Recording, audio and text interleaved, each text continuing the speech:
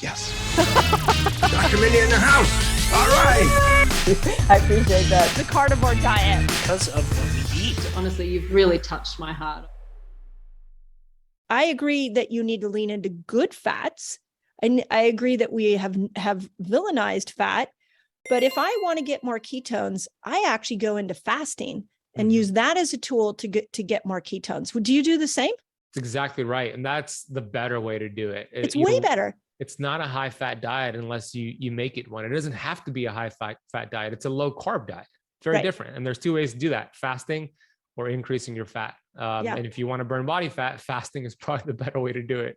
It's way better. And then the other thing I would say to this question that really goes into a lot of different ones. In fact, I'm going to tie it into the next question, which is about high cholesterol, is that we have lost sight of the fact that the liver is your fat burning organ. Like, I'm going to say that again, like the liver is your fat burning organ. It's not your thyroid. We think the thyroid is all about weight loss. It's the liver that is all about weight loss.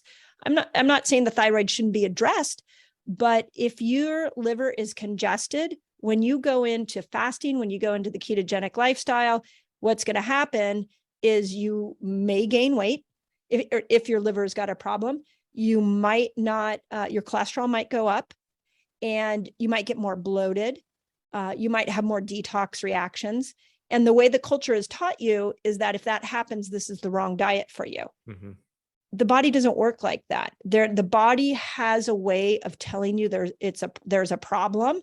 And one of the ways it does that is through symptoms. Yeah. So I would say we can't lose sight of the fact of how important the liver is. And you have some good, like, bitter foods. I love when you tell the story of the bitter foods and how many bitter foods. I never remember them until you say them again. But talk a little bit about the importance of bitter foods and what people can do to really love on the liver so that they can get the weight loss. They can bring down cholesterol. What can we do for the liver to